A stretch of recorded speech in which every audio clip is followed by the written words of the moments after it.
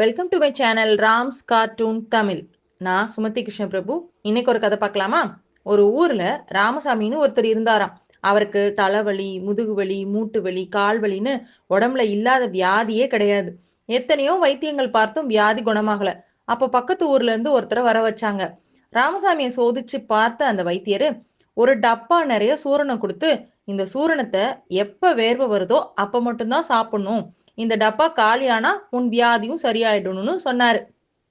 ராமசாமியும் டப்பாவை வாங்கிக்கிட்டு, சரி எப்படா நம்மளுக்கு வேர்க்கும் அப்படின்னு காத்துக்கிட்டு இருந்தாரு. குளிர் காலங்கிறதுனால பெட்ஷீட்டை போத்தி பார்த்தும் வேர்க்கல. மனைவியிடம் போய் ஐடியா கேட்குறாரு. எனக்கு வேர்க்கவே மாட்டேங்குது, நான் எப்போ சாப்பிட்றதுன்னு. அப்போ மனைவி சொல்றாங்க, இப்படியே உக்காந்துக்கிட்டு இருந்தா எப்படி வேர்க்கும்? வாங்க, வந்து தோட்டத்துல வேலையை பாருங்க, எனக்கு கொஞ்சம் உதவியா இருங்கன்னு சொல்றாங்க. கொஞ்ச நேரத்துல உடம்புல வேர்வை வந்துருச்சு. உடனே போய் ஒரு சூரணத்தை எடுத்து போட்டாரு. அடுத்து வேலை பார்க்க பார்க்க சூரணம் காலியாக்கிட்டே இருந்துச்சு. கொஞ்ச நாள் ஆகவே அவர்கிட்ட இருக்க எல்லா பிரச்சனையும் சரியாயிடுச்சு.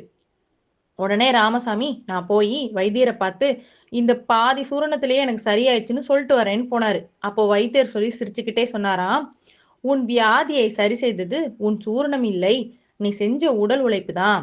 நான் கொடுத்தது துளசியும் வெல்லமும் மட்டும்தான். சாப்பிட்டு சாப்பிட்டு ஒரே இடத்துல உட்காந்தா மருந்து கூட வியாதியா மாறிடும் அப்படின்னு சொன்னாராம்.